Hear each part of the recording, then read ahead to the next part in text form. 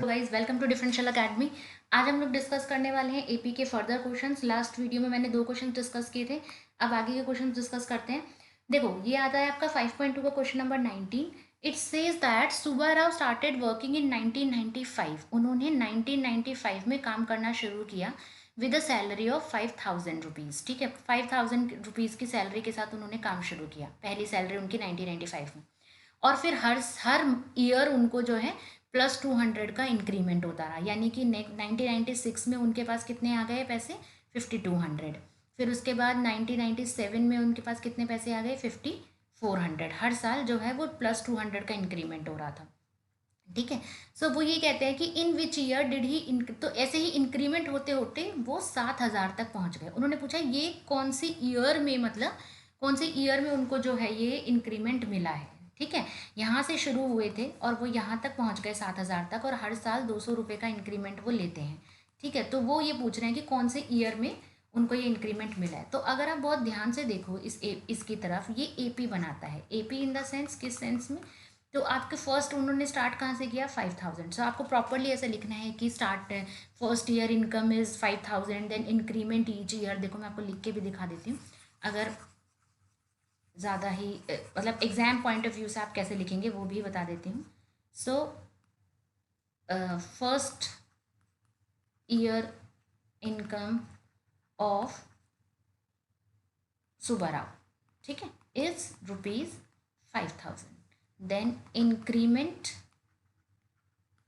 Every year कितना आ जाता है आपके पास, ₹200। ठीक है, देन सेकेंड ईयर इनकम उनके आपके पास क्या आ जाती है, सेकेंड ईयर इनकी इनकम आपकी बन जाती है ₹5200। देन थर्ड ईयर इनकम आपकी कितनी बन जाती है, ₹5400, इन दिस वे। ठीक है, सो वो इस तरीके से चलते हैं। तो वो क्या बना रहे हैं, एपी। एपी कैसे, 5200, देन 5400, और इस तरीके से वो चल रहे हैं, और वो कहाँ तक पहुँच जाते हैं, 7,000 तक। ठीक है, सो यहाँ पे हमारी वही आ जाएगी लास्ट ईयर इनकम। लास्ट में नहीं, इनकम हमारी पहुंच जाती है 7,000 रुपये। ठीक है, सो यहाँ पे हमारा ए कितना बनता है, ए इज़ 5,000, डी हमारा कितना बनता है 200, और हमारी nth टर्म हमारी टर्म बन जाती है 7,000। हमें क्या निकालना है, हमें निकालना है एन। हमें एन निकालना है कि कौन से ईयर में ये उनकी पहुंची है इतनी, यानी a n is equals to a plus n minus 1 into d, ये हमारा जनरल फॉर्मूला है। यानी कि 7,000 is equals to 5,000 plus n minus 1 into d is your 200। तो ये इधर हो गया, ये हो गया 2,000 upon 200 is equals to n minus 1। So ये cancel, 2 1 0, 10 is equals to n minus 1। So 11 is equals to n। So 11 साल बाद, दिस इज योर आंसर, यहाँ पे भी है 11 साल बाद, यानी after 11 years his income is ₹7,000। This is it. ठीक है, आई होप ये समझ आ गया होगा। नेक्स्ट क्वेश्चन पे देखते हैं। नेक्स्ट कहता है check whether -150 is the term of this AP.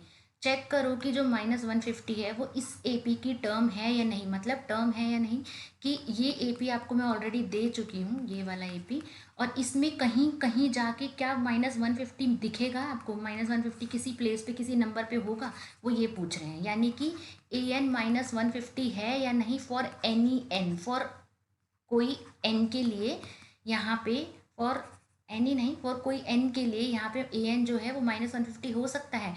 तो ये हमें चेक करना है, और ये हम चेक कैसे करेंगे, देखो अभी बताते हैं। ए की वैल्यू क्या है, 11, डी की वैल्यू क्या आ गई, हम 8 माइनस 11 करेंगे, 11 माइनस 8 नहीं, तो -3 डी की वैल्यू है।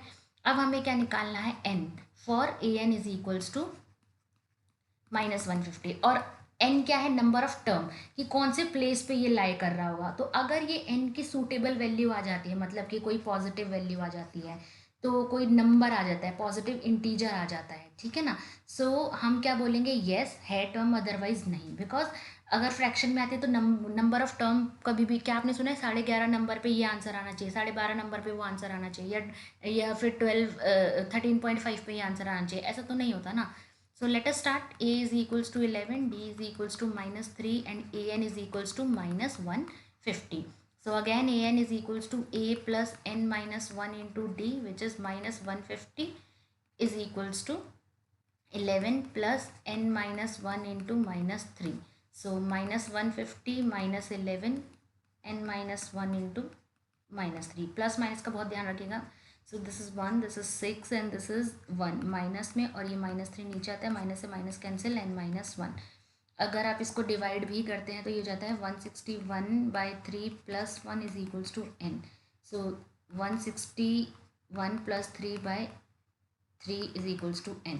सो ये आपके पास इन शॉर्ट बन के क्या आता है, ये बन जाएगा आपके पास 4 and 6 and 1 डिवाइड बाई 3. ठीक है. सो अगर आप इसको डिवाइड करते हैं तो ये क्या आता है, 164 को 3 से डिवाइड किया, 3 5 ज़ा 15 एंड 3 4 ज़ा 12 2. तो दिस इज़ योर 254/3. क्या ये n, which is not possible, n की वैल्यू पॉसिबल ही नहीं है, ये ऐसा होता ही नहीं है कभी भी. ठीक है ना. So a n equals to -50 is not term of the a p. जो ए पी आपको दिया हुआ है उसकी टर्म नहीं होगी. आंसर नो आ चुका है. ठीक है. सो दिस इज इट. ये 2 क्वेश्चंस मैंने आपके साथ डिस्कस किए हैं. बाकी क्वेश्चंस प्रैक्टिस कीजिए. हर डिफरेंट टाइप का क्वेश्चन डिस्कस करूँ जिसकी लैंग्वेज थोड़ी डिफरेंट हो. So this is it. Next video में और क्वेश्चन डिस्कस करते हैं. Good luck, goodbye, all the best.